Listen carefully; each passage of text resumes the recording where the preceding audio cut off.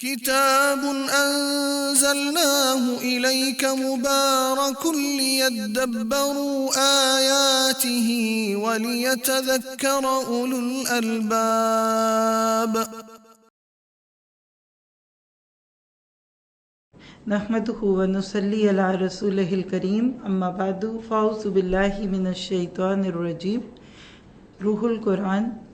آج ہم اس میں سے پارہ نمبر 24 فمن ازلم یہ کریں گے. یہ پارہ سورۃ زمر کی آیت 32 سے شروع ہوتا ہے اور پھر سورۃ مومن، سورۃ حامیم سجدہ اور اسی تک اینڈ تک یہ چلے گی سورت. آئیے دیکھتے ہیں کہ آج ہمارے لیے اس میں کیا ہے. تو سورۃ زمر کی آیت نمبر 32 سے 75 تک ہم اس حصے میں دیکھیں گے اور 23 پارے کے اینڈ پہ سورۃ زمر شروع ہو چکی. گروہوں کی بات ہے، یعنی زمر کہتے ہیں ٹروپ کو. دنیا میں لوگ ایک دوسرے کے ساتھ گھلے ملے رہتے ہیں. دنیا میں لوگوں کے پاس چوائس ہوتی ہے، آخرت میں چوائس نہیں ہوگی. تو بات شروع ہوتی ہے آیت 32 سے. سب سے بڑا ظالم کون؟ فمن اسلم ممن کذب علی اللہ وکذب بالصدق. دو لوگوں کا تذکرہ، ذرا سا توجہ رکھیے گا. پس اس سے بڑا ظالم کون ہے؟ کون؟ جو کذب علی اللہ، جو اللہ پہ جھوٹ باندھے، یا پھر کذب بالصدق، یا اس کے پاس جب سچ آیا تو وہ جھٹلا دے. پہلی صورت میں نبی صلی اللہ علیہ وسلم پہ بات آ رہی ہے کہ اگر انہوں نے جھوٹی نبوت کا دعویٰ کیا ہوتا تو یہ تو بڑا ظلم تھا، جو کہ آپ نے نہیں کیا الحمدللہ. اور کذب بالصدق کی بات کر کے کیا بتا دیا کہ اب تمہارے پاس ایک سچا نبی آ گیا اور اگر آپ تم نے اس کو نہ مانا تو پھر تم ظالم ہو. اور یہ بات نبی صلی اللہ علیہ وسلم کے سامنے موجود لوگوں کے لیے بھی تھی اور ہر وہ انسان جس تک نبی کی بات پہنچ بھی جائے اور وہ نہ مانے. لیکن الیس فی جہنم مثوی للکافرین، کیا نہیں ہے جہنم ٹھکانہ کفار کا؟ یہ بھی تو کہا جا سکتا تھا نا کہ جہنم ٹھکانہ ہے کفار کا. یہ الیسا کہہ کر اور اب مستقل دیکھ رہے ہیں اور آگے بھی آئے گا، سوال پیش کیا اور اس کے بعد آگے بات کر دی. تو اس کو کہتے ہیں civil searching questions, thought provoking style. آگے دیکھیے آیت نمبر 33 سے 35. یہ دنیا رب چاہی تو آخرت من چاہی. ہم میں سے بہت سارے یہ چاہتے ہیں کہ یہاں بھی ہماری مرضیاں چلیں اور وہاں بھی ہماری ہی مرضی ہو. یہ نہیں ہوگا. آپ دیکھیے جس بچی کی طبیعت میں بگاڑ آ چکا ہو یا جس کو بگاڑ دیا گیا ہو تو وہ میکے میں بھی اپنی بات منواتی تھی، وہ سسرال میں بھی منوانا چاہتی ہے. ہر جگہ تو یہ بات نہیں سمجھ آئے گی نا، تو جھگڑے ہوتے ہیں. بالکل اسی طرح سے یاد رکھیے کہ ہم نے اس دنیا میں کیسے رہنا ہے، جیسے اللہ چاہتا ہے. وہاں کیا ہوگا؟ لہم ما یشاؤون عند ربہم، وہاں ان کے لیے وہ ہوگا جو وہ چاہیں گے اللہ کے پاس. اور یہ ہے بدلہ محسنین کا. تو پھر محسن کون ہے؟ جو دنیا میں اللہ کی مرضی سے چلتا ہے. پھر آگے کیا اللہ تعالیٰ اپنے بندے کے لیے کافی نہیں ہے؟ سوال ہے ایک. 36 سے 37 میں الیس اللہ بکاف عبدا، کیا اللہ اپنے بندے کو کافی نہیں ہے؟ لیکن لوگ ڈراتے ہیں، کہتے ہیں نا نا، صرف اللہ سے مانگنے سے تھوڑی ملتا ہے. مکہ والوں کے پاس جب توحید کا پیغام پہنچا تو انہوں نے ایک اعتراض کیا تھا. کہتے تھے دیکھو ہمارے اتنے خدا ہیں. ان کے تو وہ خدا ہی تھے نا، ہم ان کو بت کہتے ہیں. لیکن ان کا جو عقیدہ، جو نظریہ تھا، وہ تو ان کے لیے بہت اختیارات والے تھے اور بہت اپروچیبل تھے، اور ان کے تو ہاتھ ہی بڑے لمبے ہیں. تو وہ کیا کہتے تھے، ذرا توجہ رکھیے گا. کہتے تھے کہ ہم اتنوں سے مانگتے ہیں بیٹا، پھر بھی ہمیں بیٹی ملتی ہے کبھی کبھی، اور اب تم کہہ رہے ان سب کو چھوڑ کر بس ایک سے مانگو. عقل سے دیکھے تو بات اپیل بہت کرتی ہے، لیکن اگر آپ شریعت سے پوچھے، وہ ایک سجدہ جسے تو گراں سمجھتا ہے دلاتا ہے آدمی کو 1000 سجدوں سے نجات. جو ایک کا بن جاتا ہے نا، اس کو اللہ پھر دوسروں کے آگے ہاتھ نہیں پھیلانے دیتا. سمجھیے گا، ہمارے گھروں میں کام کرتی ہیں خواتین، اللہ ان کو عزت دے اور ان کو اس کے بدلے دے. ایک خاتون وہ ہے جو صبح آپ کے پاس آئی، دوپہر میں کسی اور کے پاس گئی، 3-4 گھروں سے ہو کے جب رات کو گھر جاتی ہے تو ہو سکتا ہے کہ اس نے سارے دن کچھ بھی نہ کھایا ہو. پہلے گھر والی باجی کہے گی دوسری جگہ کھا لے گی، اور دوسری سوچے گی کہ یہ پیچھے سے کھائی ہے، اور اسی طرح یہ بیچارے ادھر سے ادھر ہوتے ہوئے بھوکے رہ کے گھر آ جاتے ہیں. اس کے برعکس ایک ایسی میڈ ہے جو فل ٹائم آپ کے پاس رہتی ہے کہ آپ کو اس کی ہر چیز کی فکر نہیں ہوتی، کیونکہ آپ کو یہ پتہ ہے کہ دوں گی تو میں ہی دوں گی ادھر اس کو کھانے کو پینے کو، کیونکہ خود تو یہ کہیں سے لے گی نہیں. تو ہمیشہ یاد رکھیے توحید بندے کی دولت ہے. جس بندے کی جتنی توحید پختہ ہو گئی اتنا اس کے کام آسان ہوں گے. اسی لیے پھر آگے آیت 38 سے 40 میں خود ساختہ معبود بے اختیار اور لاچار ہیں، یہ پیغام دیتا ہے اللہ تعالیٰ. وَلَئِن سَأَلْتَهُمْ، اور اگر آپ ان سے سوال کریں، من خلق السماوات والارض، کس نے پیدا کیا آسمانوں اور زمین کو. اب ذہن میں کیا آتا ہے؟ اپنے کسی بت کا نام لیں گے، اپنے کسی خدا کا نام لیں گے؟ نو. لَيَقُولُنَّ اللَّهُ، البتہ یہ ضرور کہیں گے کہ اللہ نے کیا. توحید ربوبیت پہ ایمان تھا. مکہ والے اللہ کو رب مانتے تھے، یعنی کریٹر گاڈ مانتے تھے، لیکن اصل مسئلہ کیا ہوتا ہے؟ عبادت صرف اس کی نہیں کرتے. قُلْ أَفَرَأَيْتُمْ مَا تَدْعُونَ مِن دُونِ اللَّهِ، اچھا تم نے کبھی سوچا ہے، دکھاؤ تو مجھے کن کو پوج رہے ہو اللہ کو چھوڑ کے. إِنْ أَرَادَنِيَ اللَّهُ بِضُرٍّ، اگر اللہ ارادہ کر دے میرے ساتھ کسی ضرر کا، هَلْ هُنَّ كَاشِفَاتُ ضُرِّهِ، ہے یہ. اور دیکھیں فیمیل کے سیکھے ہیں، کیونکہ دیویاں ہوتی تھیں، آج بھی دیوی، کوئی دولت کی دیوی، کوئی حسن کی دیوی، کوئی بہار کی دیوی، یہ سب کانسیپٹس پیگن کانسیپٹس تھے اور آج بھی ہیں. تو کہا کہ کیا ہیں یہ تمہارے اس ضرر کو دور کرنے والیاں. اور دوسری شکل او ارادنی برحمہ، اور اگر وہ میرے ساتھ کوئی رحمت کا ارادہ کرے، کون؟ اللہ سبحانہ تعالیٰ. حل ہن ممسکات رحمتہ، ہیں وہ روکنے والیاں اس کی رحمت کو. یعنی جب اللہ آپ کو کوئی نفع دینا چاہے تو کوئی ہے جو اس کو روک دے. اللہم لا مانی لما آتیت ولا موتی لما منعت، یہ مسلم بیلیف ہے.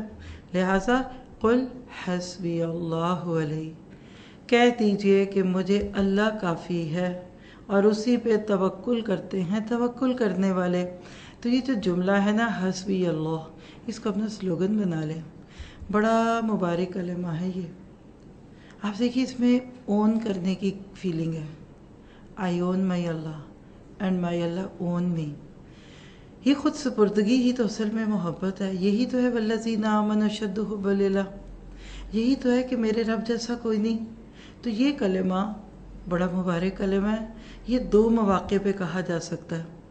نمبر 1 نفع حاصل کرنے کے موقع پہ، اور دوسرا نقصان کو دور کرنے کے موقع پہ.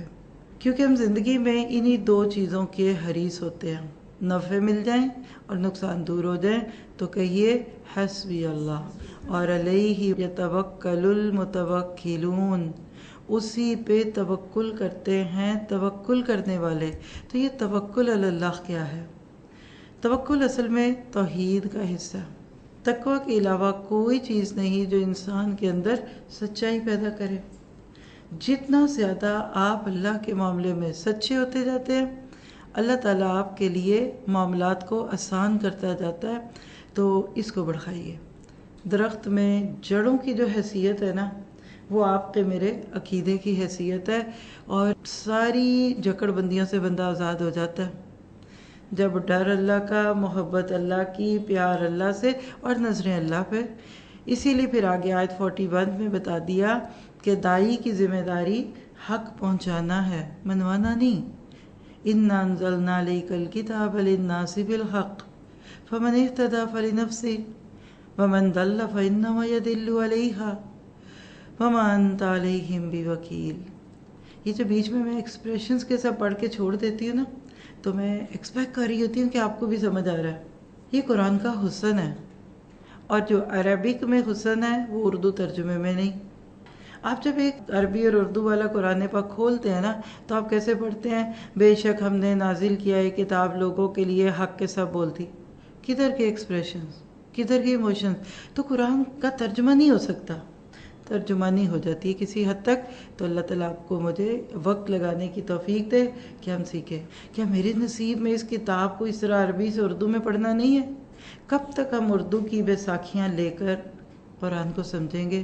اور یاد رکھیے دوسروں کے لکھے بولے کو دیکھنے کے بعد سننے کے بعد ہی تو دل میں بات نہیں آتی، تو لہٰذا اس کے لیے اللہ کا اصول کیا ہے کہ جس نے بھی ہدایت پائی اپنے لیے پائی۔ آپ کہتے ہیں نا جو کرے گا وہ بھرے گا، من جدہ وجدہ، جس نے کوشش کی وہ پالے گا، تو لہٰذا کسی کا نقصان نہیں ہوگا۔ اللہ تعالیٰ نے آپ کو مجھے دنیا میں بھیجا، ہر خوبی دی، ہر طرح سے فیسیلیٹیٹ کیا۔ اب آپ کی میری مرضی ہے کہ ہم نعمتوں کا شکر کریں یا پھر ان کا انکار کریں۔ آگے آیت 42 میں ٹاپک ہے زندگی اور موت اللہ کے ہاتھ میں ہے۔ اللہ یتوفی الانفس، اللہ تو نفسوں کو فوت کرتا ہے، حین موتہا، ان کی موت کے وقت، واللتی لم تمت، اور وہ جو بھی نہیں مرے گی یا جس کو بھی نہیں مرنا، فی منامہا، اس کی نیند میں، فیمسک التی قضی علیہا الموت، ہاں جس کو اللہ نے مار دینا ہوتا ہے اس کو موت میں ہی سلا دیتا ہے۔ کیا پتہ چلا کہ نیند موت کی بہن ہے، اور جنت میں نیند نہیں ہوگی۔ اور سونے کے جو شوقین ہیں وہ کہتے ہیں پھر فائدہ کیا جنت میں جانے کا، ہائے ہم وہاں سوئیں گے نہیں، اس لیے کہ سونا جو ہوتا ہے نا یہ تھکن کی علامت ہے، اور ادھر تو کوئی لغوب نہیں ہے، کوئی تھکن نہیں ہے۔ وَلَا يَؤُودُهُ حِفْظُهُمَا، آیت الکرسی میں اللہ تعالیٰ کی صفت ہے کہ اس کو تو آسمان و زمین کی حفاظت تھکاتی نہیں ہے۔ تو کیا پتہ چلا کہ نیند موت کی بہن ہے، اس لیے نہ وہاں موت ہے اور نہ نیند ہے۔ اب روزانہ سلانا اٹھانا کیا یہ موت کی دلیل نہیں ہے؟ نیند کو روکا جا سکتا ہے؟ نہیں، نیند کو روکا نہیں جا سکتا تو موت کو بھی نہیں روک سکیں گے۔ کہتے ہیں کہ سولی پہ بھی موت آ جاتی ہے، انسان ایک دو رات جاگ لے اس کے بعد دیکھیے کیا ہوتا ہے، وہ جاگتے ہوئے بھی ایک قسم کا مردہ ہی ہوتا ہے۔ تو ایک دن ہم اپنی اصلی نیند سو جائیں گے۔ دعا کیجئے وہ بڑی پیاری موت ہو۔ حدیث سے پتہ چلتا ہے کہ قبر میں نیک انسان کو سلا دیا جاتا ہے، جب اس کا ایک واجبی سا حساب کتاب ہو جاتا ہے اور وہ اس میں کامیاب ہوتا ہے تو آواز لگتی ہے کہ نم کا نومت لروز، سو جاؤ، نم نوم سے فعل ہمارا سلیپ، سو جاؤ۔ آپ بچوں کو کہتے ہیں سو جاؤ، کسی کو بہت تھکا ہوا یا بیمار دیکھے تو آپ کہتے ہیں اب سو جاؤ، بالکل صبح اٹھیں گے تو فریش ہوں گے۔ اسی طرح وہ لوگ جو دنیا میں محنتیں کر کے گئے، جنہوں نے ایک ایک لمحے کا اثر نچوڑا، ضائع نہیں کیا، کل نہیں کیا، اور ڈائی ایمٹی، خالی ہو کے جانا ہے دنیا سے، ہر صلاحیت لوگوں میں شیئر کر کے جانی ہے، مال، چیزیں، اللہ کی دی ہوئی نعمتیں دنیا میں ہی اللہ تعالیٰ کے بندوں کے ساتھ شیئر کر کے جانی ہے۔ ان کی قبر بڑی مزے کی ہوگی۔ جب آپ بہت خوبصورت ماحول میں گہری نیند سوتے ہیں، کیا وہ نشاط نہیں ہوتا؟ تو نیند نہیں ہے دنیا میں اس کے لیے جس کے لیے کام ہے، کیونکہ ایک جملہ اس پہ لکھ لیجئے کہ یہ دنیا کام کی جگہ اور وہ دنیا آرام کی جگہ۔ جو لوگ یہاں ہی آرام فرما رہے ہیں پتہ نہیں وہاں کام نہ کرنا پڑ جائے۔ پھر آگے شفاعت اللہ تعالیٰ کے اختیار میں ہے، آیت 43 سے 44 کا یہ ٹاپک ہے۔ ام اتخذوا من دون اللہ شفاء، کیا انہوں نے بنا لیے ہیں اللہ کے سوا کچھ اور سفارشی؟ قل، کہہ دیجئے، اولو کانوا لا یملکون شیئا، اچھا اگرچہ وہ اختیار بھی نہ رکھتے ہوں کسی چیز کا، ولا یعقلون، اور انہیں عقل بھی نہ ہو۔ قل للہ الشفاعۃ جمیعا، کہہ دیجئے سفارش تو ساری اللہ کے ہاتھ میں ہے، لہ ملک السماوات والارض، کیونکہ بادشاہت ہے آسمان و زمین کی اس کی، اور ثم الیہ ترجعون، پھر اسی کی طرف تم کو لوٹائے جانا ہے۔ اب دیکھیں جس کا ملک ہوتا ہے اس کا حکم چلتا ہے نا، لا، تو اللہ تعالیٰ کا یہ ملک ہے پوری دنیا، کیونکہ للہ ما فی السماوات و ما فی الارض، تو پھر ہر اختیار بھی اسی کے ہاتھ میں ہے۔ پھر اعمال کی جواب دہی سے بچنے کے لیے شرک کا سہارا لیتے تھے لوگ، اور آج بھی لیتے ہیں۔ اس کا تذکرہ ہے آیت 45 سے 46 میں، اور وہ کیا ہے کہ جو چاہو خوب کر لو، نو پرابلم ایٹ آل۔ حال ان کے دلوں کا کیا تھا؟ وَإِذَا ذُكِرَ اللَّهُ وَحْدَهُ، جب ان کے سامنے یہ بات کی جاتی نا ایک اللہ سے مانگو، ایک اللہ سے ڈرو، ایک اللہ سے محبت کرو، اشمئزت قلوب الذین لا یؤمنون بالآخرہ، تکلیف میں چلے جاتے ہیں، دکھ میں جاتے ہیں، بالکل بیڈ فیل کرتے ہیں وہ لوگ جن کے دل آخرت کو پر ایمان نہیں لاتے۔ ہاں جب اللہ کے سوا اوروں کا بھی ذکر کیا جاتا ہے، ہاں اللہ سے بھی لے لو، اس سے بھی لے لو، فلاں سے دولت لے لو، فلاں سے بیٹا لے لو، اذا ہم یستبشرون، پھر خوشیاں مناتے ہوئے جاتے ہیں۔ توحید لوگوں کو بڑی بورنگ لگتی ہے، ان کا دل کرتا ہے کہ ہم سب سے لیں۔ میں آپ کو مثال دیتی ہوں، سنجیدہ شاپنگ کرنی ہو تو آپ جائیے ایک دکان جس کو آپ نے چوز کیا ہوا ہے، وہاں جا کر لسٹ دے کر یہ لے لیجیے، یہ سنجیدگی ہے۔ اور اگر آپ کو ونڈو واچنگ کرنی ہے تو چلو دیکھتے ہیں بھائی، گھومتے ہیں ادھر سے کیا ملتا ہے، اچھا آج کتنے کا ہے، سیل تو نہیں لگی۔ اب یہ جو مزاج ہے یہ کیا ہے؟ Non serious. بس شرک پک اینڈ چوز ہے، کچھ ادھر سے لے لیتے ہیں، کوئی ایک سٹور سے لیتے ہیں، چلے دیکھتے ہیں نا ادھر کیا ہے، ادھر کون سا ڈیزائن آیا ہے، ان کے پاس کیا کپڑا ہے، یہ کر کر کے، اور پھر کہتے کیا بری بات ہے۔ دیکھیے دنیا میں تو آپ کو چوائس ہے، آپ کا اتنا فری ٹائم ہے، آپ کے کام ہی کوئی نہیں، آپ جائیے سارا بازار گھومیے اور اینڈ پہ بے شک کہہ دیں کہ اچھا پھر آئیں گے، ابھی نہیں سمجھ آ رہی۔ لیکن جو ایک بمقصد انسان ہے جس کو اگر ضرورت کی کوئی چیز چاہیے وہ کہتے ہیں سیدھا مجھے لے جاؤ اور جو ہے مجھے مل جائے اور میں جا رہا ہوں، تو وہ اپوائنٹڈ ٹائم لے کر آیا ہوا انسان ہے۔ تو لہٰذا اللہ تعالیٰ کہہ رہے جو چاہو کر لو، قل اللہم فاطر السماوات والارض عالم الغیب والشہادہ، یہ جملے آپ کو نبی صلی اللہ علیہ وسلم کی تہجد کی دعاؤں میں بھی ملیں گے۔ انی وجہت وجہی للذی ولی دعا اگر آپ دیکھیں نا حسن المسلم میں بھی موجود ہے یہ دعا، تو کیا اللہ کہتے ہیں؟ انت تحکم بین عبادک فیما کانوا فیہ یختلفون، کل پتہ لگ جائے گا کہ کون سچا تھا اور کون جھوٹا۔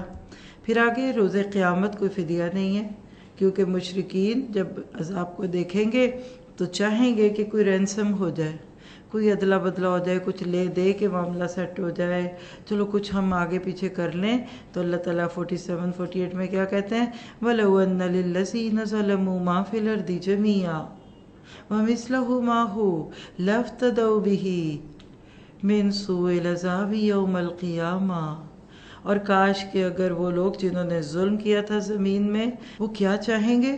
جو کچھ زمین میں بلکہ اتنا اور بھی ہمیں مل جائے تو ہم فدیے میں دے کر اس برے دن کے عذاب سے بچ جائیں۔ وَبَدَا لَهُم مِّنَ اللَّهِ مَا لَمْ يَكُونُوا يَحْتَسِبُونَ، اور ان کے سامنے تو وہ چیزیں واضح ہونے لگیں گی جس کے بارے میں انہوں نے گمان بھی نہیں کیا تھا۔ ان کو کیا پتا تھا کہ اللہ نے ان کا ایک ایک کلک لکھا ہوا ہے، ایک ایک نظر لکھی ہوئی، ایک ایک جملہ لکھا ہوا ہے، بولا ہوا ہے، سب محفوظ ہے۔ فَبَدَا لَهُمْ سَيِّئَاتُ مَا كَسَبُوا، اور کھلنے لگ جائیں گی ان کی برائیاں جو انہوں نے کمائیں۔ وَحَاقَ بِهِمْ مَا كَانُوا بِهِ يَسْتَهْزِئُونَ، اور گھیر لے گی ان کو وہ چیز جس کا وہ مذاق اڑاتے تھے۔ دنیا میں بھی یہ ہو سکتا تھا، ادھر کوئی غیر اللہ کی طرف پہنچے، اللہ اس کے پاؤں میں درد شروع کر دے، ادھر اس نے اللہ کے ماں سوا سے بیٹا مانگا، بیٹی مانگی، کچھ بھی مانگ لیا، یا اپنے ذوم میں یہ کہہ دیا کہ بھئی مانگ تو اللہ سے رہے ہیں لیکن ان کے ذریعے سے مانگ رہے ہیں، تو ہم پیچھے پڑھ کے آئے ہیں، آگے بھی آئے گی بات۔ کہتے تھے لیقربنا، یہ تو ہم اللہ کے قریب کرتے ہیں، اور اتنی بات کہی تو زبان میں ایک دم بل پڑ جائے، ایسا کچھ بھی نہیں ہوتا، اللہ ریلیکس چھوڑ دیتا ہے، جاؤ مجھے کیا فرق پڑتا ہے۔ لیکن قیامت کے دن لگ پتہ جائے گا۔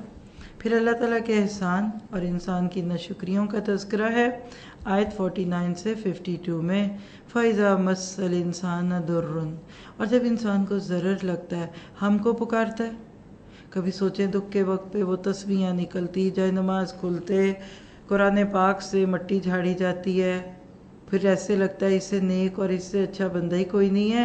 ثُمَّ إِذَا خَوَّلْنَاهُ نِعْمَةً مِنَّا، پھر جب ہم اپنی طرف سے بدل دیتے ہیں اس کے حالات کو، اس کو نعمتیں ملنے لگتی ہیں، قَالَ إِنَّمَا أُوتِيتُهُ عَلَىٰ عِلْمٍ، کہتا ہے مجھے تو میرے علم پہ ملا۔ کس کا تھا یہ جملہ؟ قارون کہتا تھا دیکھو نا اتنے اچھے ڈاکٹر کے پاس گئے، شفا تو ہونی تھی، وہ دیکھو نا بچوں کو اتنا لکھایا پڑھایا تو پھر انہوں نے ڈاکٹر تو بننا تھا۔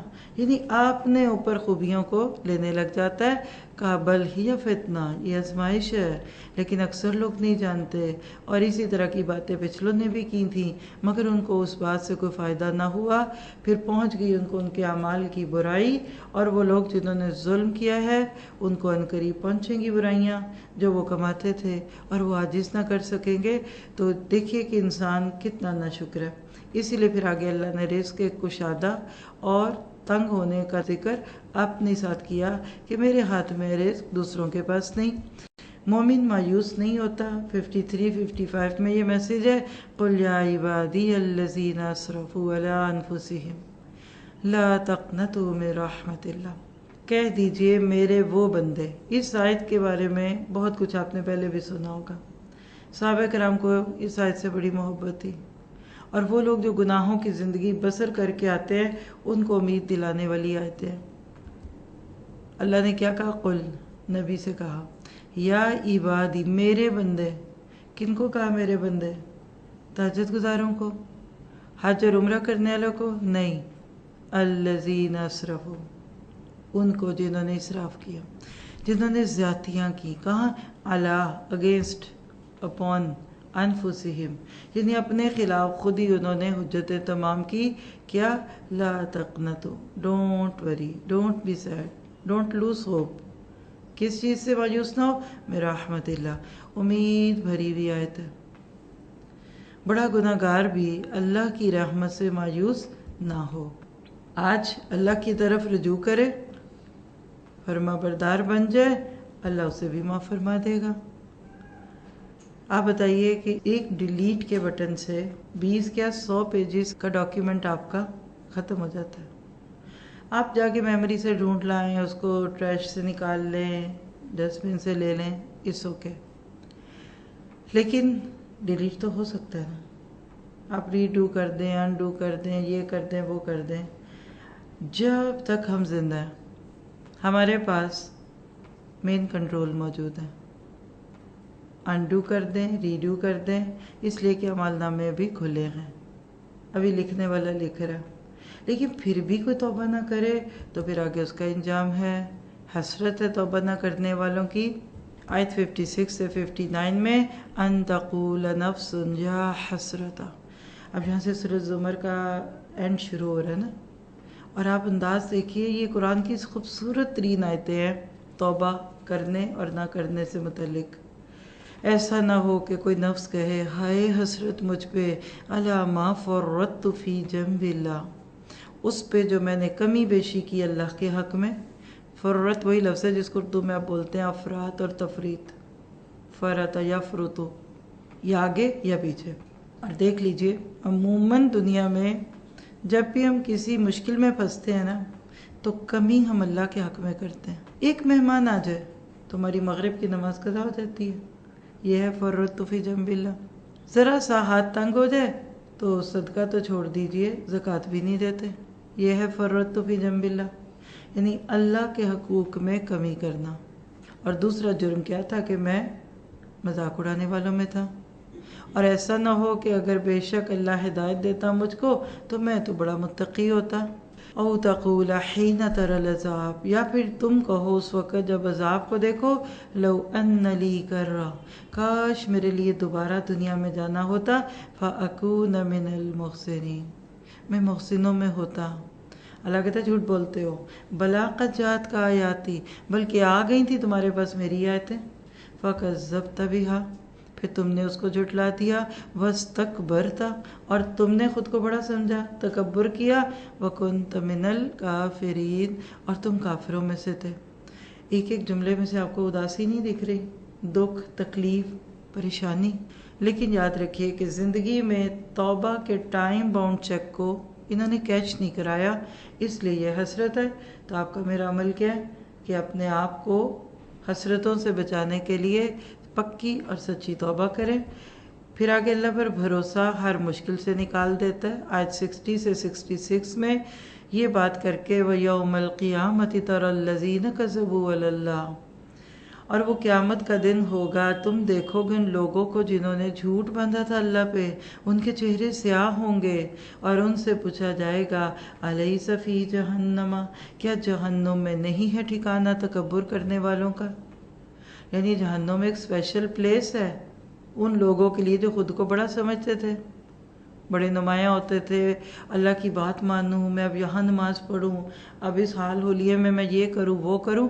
اس کے برعکس وَيُنَجِّ اللَّهُ الَّذِينَ اتَّقَوْا، اور اللہ نجات دے دے گا ان کو جنہوں نے تقوی اختیار کیا، بِمَفَازَتِهِمْ، فائزہ، فوزیہ، فوز، یہ وہی لفظ ہے۔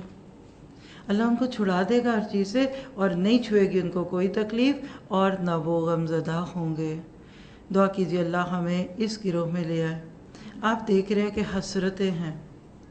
آج اگر گناہ کے نشے سے نکل کر روش نہ بدلی تو کل افسوس اور پچھتاوے کے سوا کچھ نہ بچے گا۔ اور کتنا بد نصیب ہے وہ، چند دن کے گناہوں کے بعد ہمیشہ کی رسوائی۔ 1 منٹ کا چسکا ہوتا ہے، زبان کا یا کسی اور چیز کا، بد نظری نگاہ کا چسکا ہے، کان، زبان، جسم کا ایک عضو صرف چند منٹ کے لیے لذت محسوس کرتا ہے، اور پھر لذت ختم ہو جائے گی، لیکن اس کا وبال موجود رہے گا۔ جیسے آج کوئی من چلا اوور سپیڈنگ کرے، ریڈ لائٹ پہ گزر گیا، 1 منٹ سے بھی کم کی مستی تھی، اور اگر واقعی کوئی قانون ہے تو اس کو وہاں روک کر اچھا خاصا جرمانہ دینا پڑے گا۔ تو کیا ہم یہ چاہیں گے کہ یہ دنیا مستیوں میں، پھر وہاں پستی ہے، وہاں مشکل میں ہو؟ اسی لیے پھر اب صورت کے اینڈ پہ اللہ تعالیٰ کی بڑائی، وما قدر اللہ حق قدری، پیچھے اب 2 دفعہ یہ آیت پڑھ چکے ہیں، یہ تیسرا مقام ہے۔ اور لوگوں نے اللہ کی وہ قدر نہ جانی جو کہ کرنے کا حق تھا۔ کیسے؟ گناہ ہو نہیں سکتا اگر آپ کو مجھے اللہ کی قدر آئے۔ اللہ کو چھوڑ کر کسی اور در پہ، کسی زندہ پہ، کسی مردہ پہ، کسی مورتی، کسی پتھر، شجر، حجر، کھڑا نہیں ہو سکتا بندہ ادھر۔ اتنی قدرتوں والے کو چھوڑ کر بیچارے مجبوروں سے مانگو۔ آپ دیکھیے نا، کسی کو اختیار دیا جائے کہ تم امریکہ کے صدر سے کوئی چیز لے لو، یا پھر پاکستان میں کسی ریڑھی والے سے کچھ لے لو، اول تو تقابل ہی کوئی نہیں، چوز کس کو کریں گے؟ اگر ایسی بات ہو جائے تو ایڑیوں کے بل چل کے پہنچیں گے، گھر بیچ دیں گے کہ جا کے ذرا لے تو آئیں کیا ملتا ہے۔ تو کیا اللہ پہ اتنا بھی بھروسہ نہیں؟ چھوٹے چھوٹے مٹی کے پتلوں پہ اتنی نظریں، ان کے اوپر اتنی ہماری امیدیں۔ وہ کہتے ہیں نا کہ بتوں سے تجھ کو امیدیں، خدا سے نا امیدی۔ تو اس جملے کو اپنا سلوگن بنا لیں۔ جب گناہ کرنے لگیں، جب دل میں کچھ ایسی بات آئے تو فوراً کہ نہیں، میں نے اللہ کی ناقدری نہیں کرنی۔ دنیا میں کوئی اولاد اپنے ماں باپ کی قدر نہ کرے تو لوگ کتنا برا کہتے ہیں اس کو۔ کوئی شوہر اچھی سی نیک بیوی کی قدر نہ کرے، اور سیم تھنگ بیوی اچھے شوہر کی قدر نہ کرے، تو ذرا سوچئے کہ یہ ساری نعمتیں دینے والی ہستی کی جب قدر نہیں کریں گے تو کیا اچھا کام ہوگا؟ اور دنیا ہے نا، آگے جاؤ گے لگ پتہ جائے گا۔ كتاب أنزلناه إليك مبارك ليدبروا آياته وليتذكر أولو الألباب كتاب أنزلناه إليك مبارك ليدبروا آياته وليتذكر أولو الألباب